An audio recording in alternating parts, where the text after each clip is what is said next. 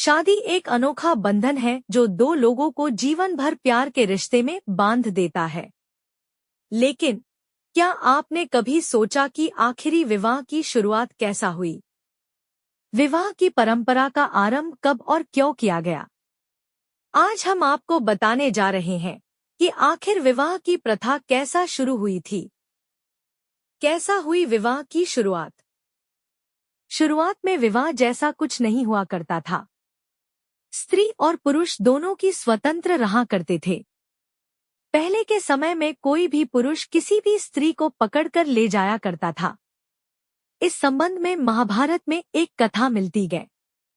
एक बार उद्दालक ऋषि के पुत्र श्वेतकेतु ऋषि अपने आश्रम में बैठे हुए थे। तभी वहां एक अन्य ऋण आए और उनकी माता को उठाकर ले गए। ये सब देखकर श्वेत ऋषि को बहुत गुस्सा आया।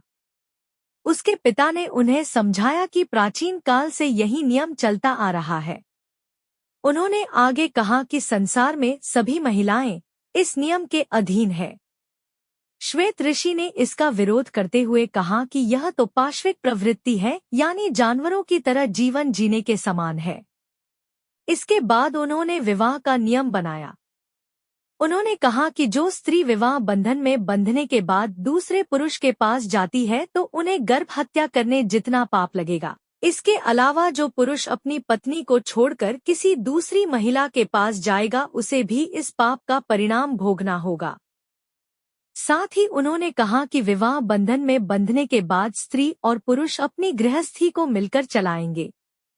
उन्होंने ही यह मर्यादा तय कर दी कि पति के रहते हुए कोई स्त्री उसकी आज्ञा के विरुद्ध अन्य पुरुष के साथ संबंध नहीं बना सकती है।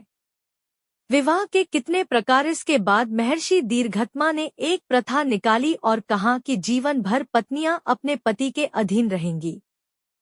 इसके बाद पति की मृत्यु होने पर भी लोग उनकी पत्नियों को जलाने लगे, जिसे सती प्रथा कहा जाने लगा।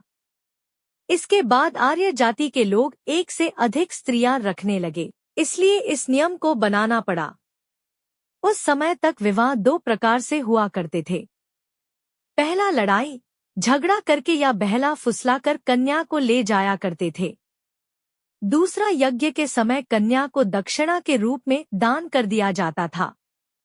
इसके बाद विवाह का अधिकार पिता के हाथों में दिया गया, जिसके बाद पिता योग्य वरों को बुलाकर अपनी बेटी को उनमें से चुनने के लिए कहा करते थे। विवाह पहले 8 प्रकार के हुए करते थे: देव, ब्रह्मा, आर्ष, प्राजापत्य, आसुर, गंधर्व, राक्षस और पैशाच। लेकिन आजकल ब्रह्मा विवाह प्रचलित है।